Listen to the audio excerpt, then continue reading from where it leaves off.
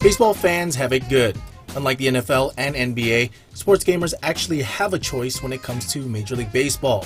On one side, you got MLB 11 this show, and on the other side, you have MLB 2K11. But which game captures America's pastime best? The answer is obvious, but for argument's sake, I'll compare both games based on 4 factors: graphics, presentation, gameplay, and replay value.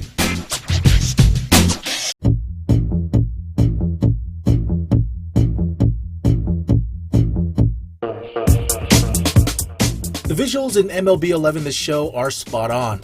Most players, especially the all-star players, look, act, and play like their real-life counterparts. Add a number of new infield and outfield animations, and you have yourself a virtual MLB on full display in the field.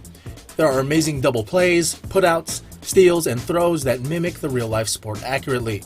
At times, MLB 11 looks a lot like the real sport, but one slight eyesore is the lack of stadium details, especially in the stadium backdrops. This was probably done to ensure the game runs smoothly, which is important, but you can't help but notice the bland backdrop surrounding a field of dreams.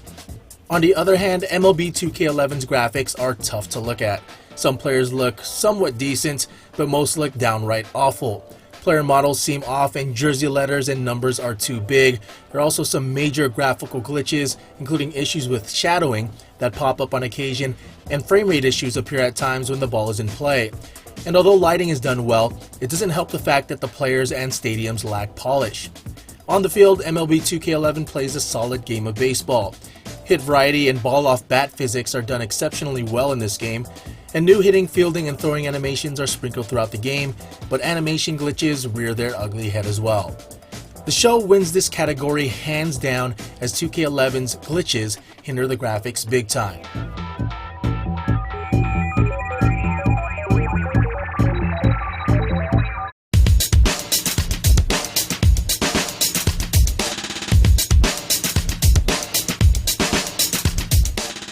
In baseball, the sounds of the game are a major part of the experience. The show gets the sound right so much that it feels like you're there. The crowds boo regularly and cheer at the right moments. Hecklers taunt batters. The stadium ambience is on point. The broadcast crew, not so much. Starting lineup for Toronto is put forth by manager John Farrell looks like this. Matt Vasgersian and Dave Campbell man the booth once again with the addition of former Dodger Eric Karros. Matt and Dave spew out similar lines from previous versions of the show, while Karros adds nothing but boring quips to the broadcast. A new cast is sorely needed. Let's check out the sequence of pitches here. 0-1, he gets ahead. Next one misses. Then a swinging strike 2 puts him in the hole. Bites off the 4th pitch foul, gets another chance, and boom, connects on pitch number 5 for a solid base hit. MLB Today provides real-time situational statistics during every game. There seems to be just about every stat you can think of. If you're a baseball stat junkie, you'll appreciate the effort 2K Sports put into this feature. Too bad the same can't be said for the sounds of the game. The stadium sounds are pretty basic here. Generic cheers and boos dominate the audio. You won't hear any hecklers in the crowd or hear a rumble in the stadium during key moments of a game, or even get a loud reaction to a home run, which is just about inexcusable. Steve Phillips, Gary Thorne, and John Kruk provide the commentary. Although the trio brings their own personality to the broadcast, they have a nasty tendency to repeat lines of dialogue, which ultimately leads to a stale broadcast. Out with a breaking ball, 2 down. That's some kind of break right there for an 80-mile-an-hour breaking ball. That's tough to do. That much break, that much velocity, tough pitch. Although 2K11 provides stats galore and better commentary, it's the sounds of the game that make the game, so this one goes to the show.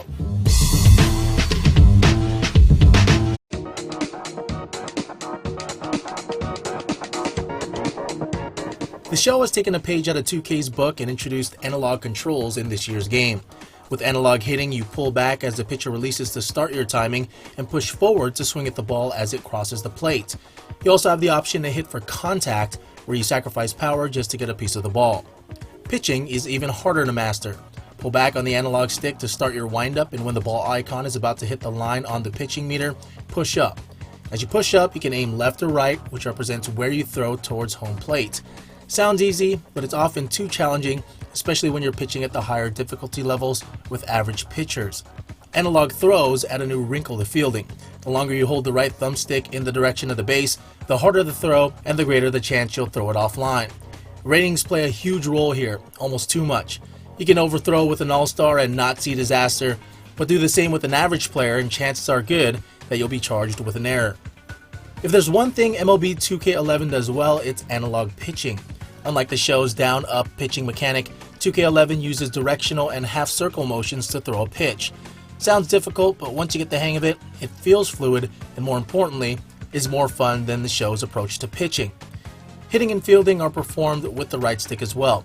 For hitting, pull the stick back, and when you want to make contact, let go of the stick. For power, follow through by pushing the stick up. Analog throws are done by aiming the stick towards the appropriate base and letting go when the meter hits the green area. Wait too long and you may throw an error. If you let go too early, it results in a weak throw. I have to knock the show for basically trying to copy 2K11's analog controls. Although the show makes a valid attempt at adding new elements to their control scheme, 2K11 does it better, especially with pitching. I give this category to 2K11.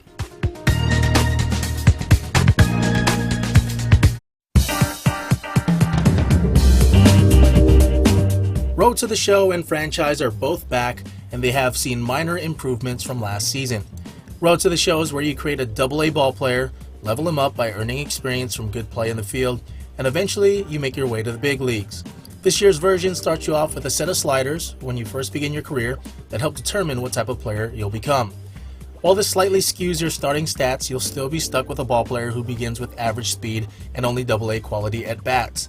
Player progression in Road to the Show is better this time around, with more sensible awards for your performance. The quality of an at-bat and matters almost as much as getting a hit. Battle a pitcher for a dozen pitches, then get out and you'll get a reward. But all that said, this is still the same old mode as the past few years. Franchise mode is the same as last year, though it's still a worthwhile offering. The one major improvement is the trade AI. This is now one of the best trade AIs in sports games. You want A-Rod? Well, it's going to cost you some prospects.